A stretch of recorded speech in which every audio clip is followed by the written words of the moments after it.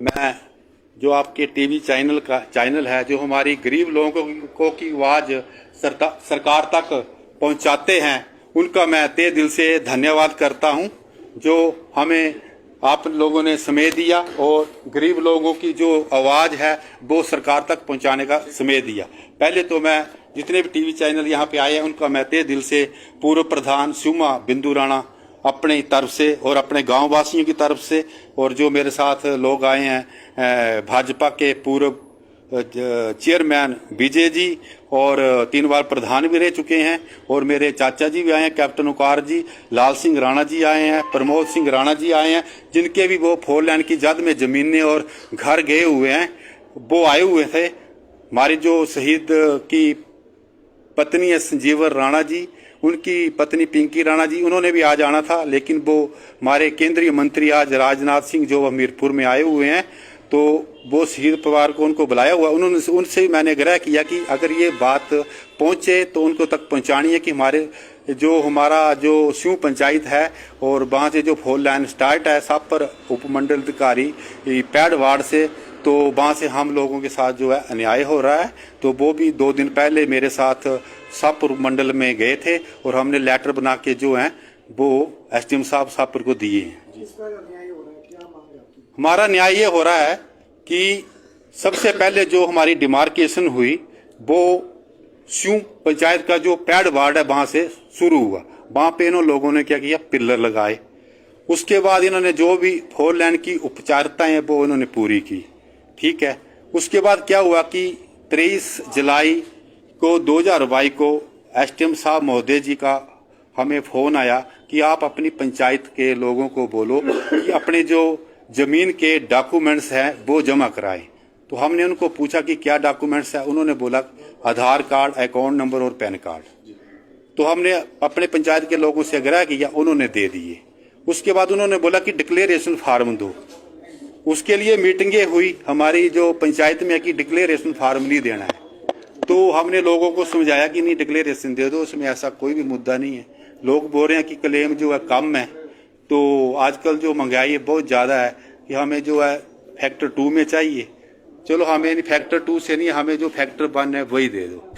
तो वो भी हमने दे दिया। जब हमने एनएचआई के कर्मचारियों से संपर्क साधा तो उन्होंने क्या बोला हमें कि हमने जो आपकी पेमेंट है वो ऑनलाइन शुरू कर दी है।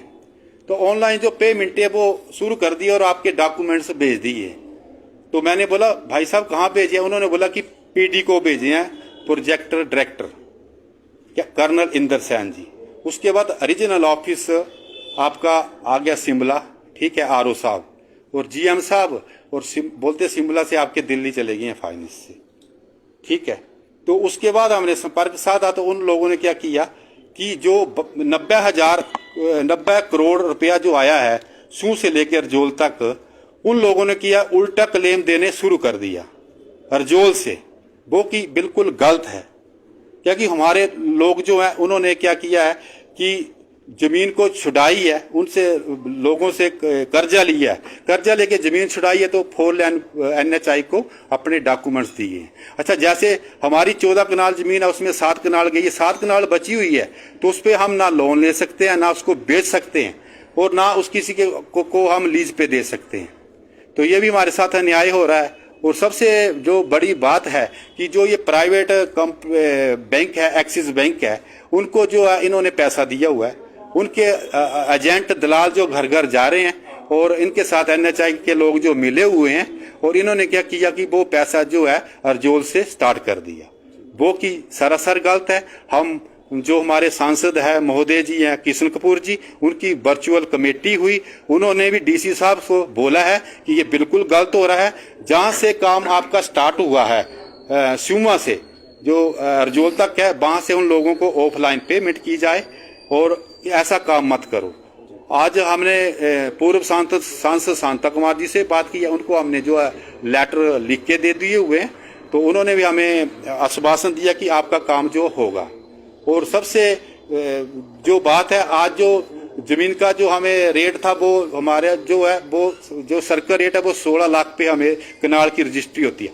आज इन्होंने सर्कल रेट बढ़ा दिए हैं, 55 मतलब आज 22 लाख रुपया सर्कल रेट हो गया, तो हमें दे दे 44 लाख, ये 44 लाख दे दें और हमें लेट में दें। ये क्यों लेट कर रहे हैं? हमारे देश के प्रधानमंत्री श्री नरेंद्र मोदी जी ये कहते हैं कि ये डिजिटल इंडिया है। ये कैसा डिजिटल इंडिया? एक आज दुकान से अंडा भी लो तो भी लोग 6 रुपए के लिए पेटीएम चलाते हैं। और ये लोग बोल रहे हैं, जब हम एसटी महोदय साहब पर को प्रेस कॉन्फ्रेंस के जरिए और लोगों 25-30 लोगों के जरिए हमने जब विज्ञापन दिया, तो कल जो दिव्य हिमाचल न्यूज है उसमें आया कि हमारे सॉफ्टवेयर में प्रॉब्लम आई हुई है। क्या प्रॉब्लम आ गई हुई है? क्या सॉफ्टवेयर आपका जो ऑनलाइन अप्लाई किया उसको कैंसिल नहीं कर सकते हैं? कल को कोई देश पर अटैक करता है हमारा देश, तो इन लोगों का क्या सॉफ्टवेयर क्या ठप हो जाएगा? मिसाइलों का जो टारगेट फिट करेंगे तो ये क्या बोलेंगे, सॉफ्टवेयर हमारा ये हो गया। तो ये सरासर गलत है कि हमें ये मांग चाहिए कि ये जो पेमेंट है ये हमें ऑफलाइन जो है चेक के थ्रू स्यू से मिलनी चाहिए और जल्दी से जल्दी मिलनी चाहिए। तो मेरी यही आग्रह है। और मैं तो आज किशन कपूर जी से भी मेरी बात हुई है, सांसद महोदय जी ने, उन्होंने बोला था कि आप डीसी साहब से मिलना, मेरी बात हुई है।